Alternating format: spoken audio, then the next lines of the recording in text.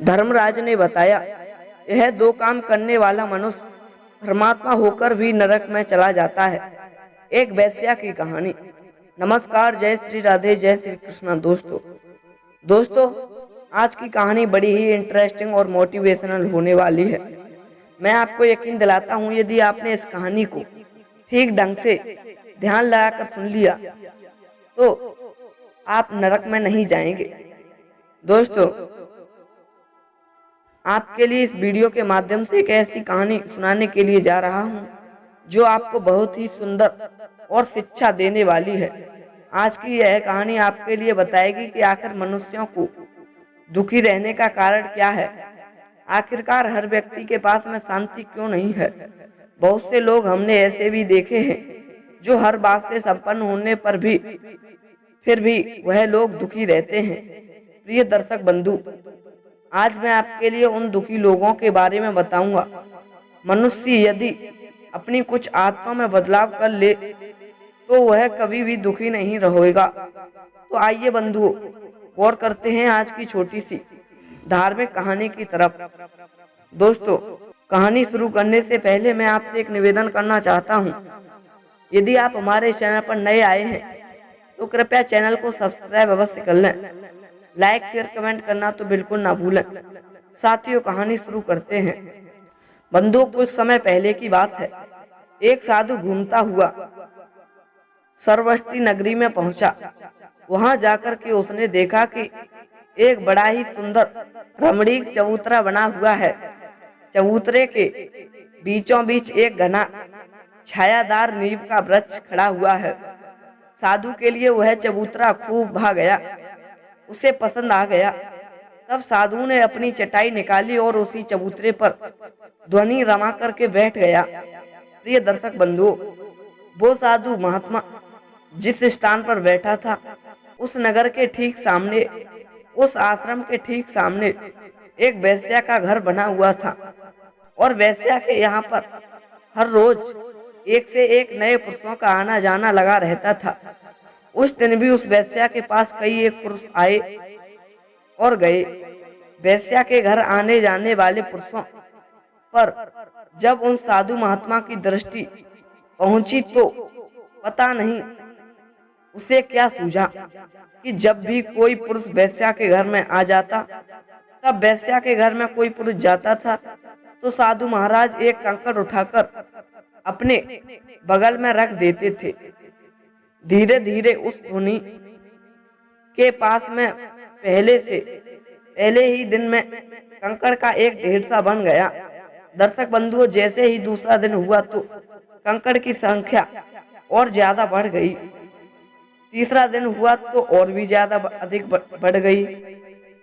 दर्शक बंधुओं, कुछ ही दिनों में महात्मा जी के उस आश्रम के पास में एक कंकड़ों का बड़ा ढेर बन गया। तब साधु महात्मा उन कंकड़ के ढेर को देख कर बड़े ही हैरान थे कि वेश्या ने इतने सारे पुरुषों के लिए पथ बना दिया। इसको तो पक्का नरक में जाना है। साथ में वे सारे पुरुष भी अंधभक्त और नरक में जाएंगे जिन्होंने इस वेश्या का संग किया है।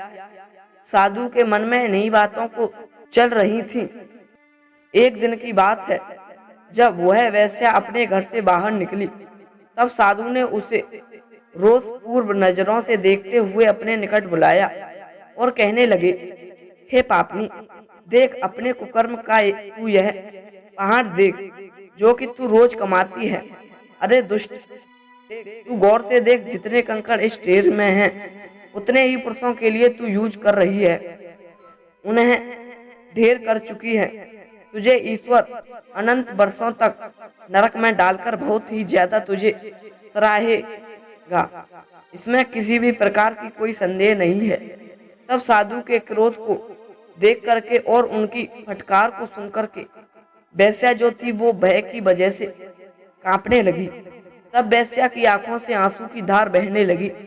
साथियों, एकदम से साधु महात्मा के सामने अपना सिर पृथ्वी पर रख करके रोती हुई चिल्लाती हुई बोली, भगवान मुझे क्षमा कर दो और मुझ जैसी पापनी के उद्धार का कोई ना कोई मार्ग बता दो।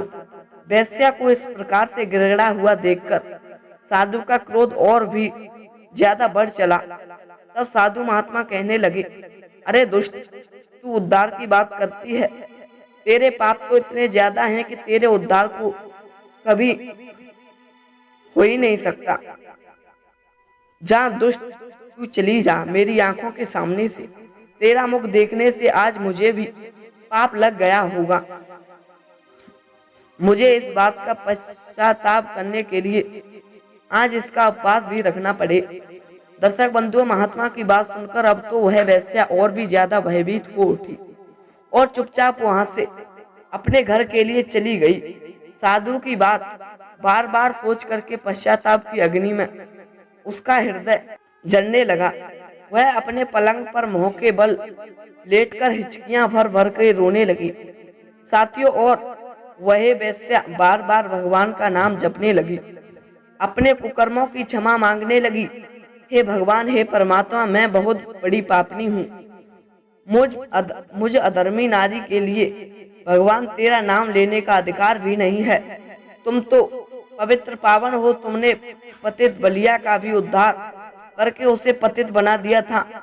मुझ पापनी पर भी अपनी कृपा बरसाकर मुझे पावन कर दो। दर्शक बंधुओं, इस बात से वो रोजाना भगवान से विनती किया करती थी साथियों, और अपने द्वारा किए गए उन पापों की माफी मांगती थी। एक दिन वह इसी प्रकार से भगवान की प्रार्थना कर ही रही थी। संयोग से उसी दिन उसका आखिरी दिन था। वह वैसे मरने वाली थी। उस दिन पश्चाताप की घड़ी में ही उसने अपने प्राणों का त्याग कर दिया। और दोस्तों, यह तो आप जानते ही हो, जो मनुष्य, जो व्यक्ति भगवान का नाम लेकर के अपने प्राणों के लिए त्याग देता है, वह भले ही कितना भी बड़ा पापी क्यों ना हो, भगवान ऐसे में उसे कभी नरक में नहीं जाने देते। उस वेश्या के साथ में बैकुंठ लोक से विमान आए। तब उस वेश्या के लिए विमान में बैठाकर बैकुंठ लोक के लिए चले गए। उधर वह महात्मा घृणा पूर्वक सोच रहे थे कि कितनी पापनी है कि यह स्त्री पूरे दिन में न जाने कितने पाप कमाती है। मुक्ति का उपाय पूछने भला ऐसे पुरुषों का, ऐसे नारियों का कहीं उद्धार हुआ करता है क्या? दर्शक बंधुओं, साधु महात्मा अपने आश्रम पर बैठे हुए इन्हीं सब बातों के लिए सोच ही रहे थे। तब संयोग से उस महात्मा जी का भी अंतिम समय आ गया। तब साधु ने देखा कि हाथ में बांस लिए हुए, दंड उठाए हुए, बड़े बड़े दांतों वाला दो भयंकर यमदूत उनके पास आकर के खड़े हो गए। तब साधु महात्मा ने उन्हें डांटते हुए पूछा, भला तुम कौन हो? तुम सब यहाँ पर क्यों आए हो? यमदूतों ने जवाब दिया, हे मुनिवर, हम तो धर्मराज के दूत हैं और आपके लिए लेने आए हैं। आपका समय जो है वह पूरा हो चुका है, इसीलिए आप हमारे साथ यमपुरी चलिए। वहां चल करके तुम्हारे पापों का हिसाब किताब होगा। तब साधु महात्मा ने कहा, हे धर्मराज, लगता है तुमसे कोई बड़ी भूल हो गई है। तुम्हें किसी और को लेने जाना था, मगर तुम गलती से मुझे ही लेने आ गए। धर्मराज से कहा, हे धर्मराज, मैं तो बचपन से ही साधु हो गया हूँ। अब तक मैंने तपस्या में ही अपना पूरा समय बिताया है, फिर भी मुझे लेने के लिए आखिर धर्मराज ने तुम्हें कैसे भेज दिया? तुम्हें सामने मकान में रहने वाली वेश्या के लिए भेजा होगा। तब यमदूत कहने लगे, हे साधु महाराज, हम लोग यमदूत हैं, मनुष्य नहीं हैं। जो हमसे भूल चूक हो जाएगी, इसीलिए आपके लिए ही लेने के लिए आए हैं। और तुम उस वेश्या की बात कर रहे हो, उसे तो विष्णु के दूत लेकर के बैकुंठ लोक के लिए कब के जा चुके हैं। आपको हमारे साथ में यमपुरी चलना है। प्रिय दर्शक बंधुओं, यमदूतों के आगे उन महात्मा जी का कोई जोर नहीं चल सका। दूतों के साथ में बंद करके साधु महाराज यमपुरी पहुंच गए। तब साधु महात्मा ने यमपुरी में जाकर के यमराज पर भी अपना गुस्सा प्रकट करते हुए कहा, यमपुरी के स्वामी, भला मेरे कौन से पापों के कारण तुमने यहाँ पर बुलाया है? आखिर मैंने तो अपनी जिंदगी में कोई पाप ही नहीं किया है। पूरा जीवन मैंने तपस्या करने में ही व्यतीत कर दिया है। तब यमराज कहने लगे, हे साधु जी, आपने अपने जीवन में तपस्या भी खूब की है और आपने इसके अलावा पाप भी बहुत कमाया है।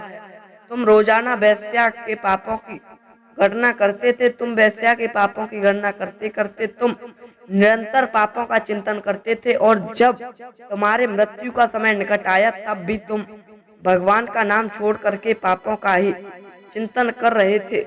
और परमात्मा की अदालत का एक नियम है, मरते समय जो व्यक्ति जिस चीज का नाम लेकर के मरता है, अगले जन्म में उसकी वही गति होती है। दूसरी बात, हमें चाहिए हम दूसरों के दोषों को देखने से बचें। अगर हमें देखना है तो अपने दोषों के लिए देखिए। कहते हैं दूसरे के दोषों देखने वाला व्यक्ति उतना ही दोषी होता है जितना कि करने वाला होता है। हम क्यों व्यर्थ में दूसरे लोगों के दोषों का देखकर अपना व्यर्थ समय खोटा करते हैं? उतना समय हम अपने सुधार के लिए, अपनी उन्नति के लिए, अपने उद्धार के लिए भला इस्तेमाल क्यों नहीं करते? दूसरे के पापों को गिनना भी, यह भी एक बहुत बड़ा पाप कहलाता है। हमारे मन में और लोगों के पाप जानने की भला इच्छा ही क्यों? कोई यमराज कहने लगे, हे साधु महाराज, वेश्या का सिर्फ शरीर ही अपवित्र था, लेकिन मन वेश्या का बहुत ज्यादा शुद्ध था। पर वहीं पर आपका शरीर पवित्र था, पर मन के विचार आपके बहुत ज्यादा अपवित्र थे, क्योंकि तुम्हारा जो मन था वह भगवान के चिंतन में ही था, वेश्या के पापों की घटना में लगा हुआ था। अर्थात इसीलिए तुम्हारा पतन हो गया, इसीलिए वेश्या का उद्धार हो गया। इसीलिए तुम ध्यान में रखना, दूसरों के पाप गिनने में से, दूसरों के पाप देखने से मनुष्य स्वयं भी पाप का भागीदार बन जाता है। प्रिय दर्शक बंधु, उम्मीद करता हूँ आपको यह कहानी बहुत ही प्रिय लगी होगी, पसंद आई होगी। यदि अच्छी लगी तो कृपया चैनल को सब्सक्राइब अवश्य करें, लाइक शेयर कमेंट करना तो बिल्कुल ना भूलें। साथियों, फिर मिलते हैं ऐसे ही नए इंटरेस्टिंग टॉपिक के साथ। तब तक के लिए सभी भक्तों को जय श्री राधे, जय श्री कृष्णा, जय हिंद, जय शिव।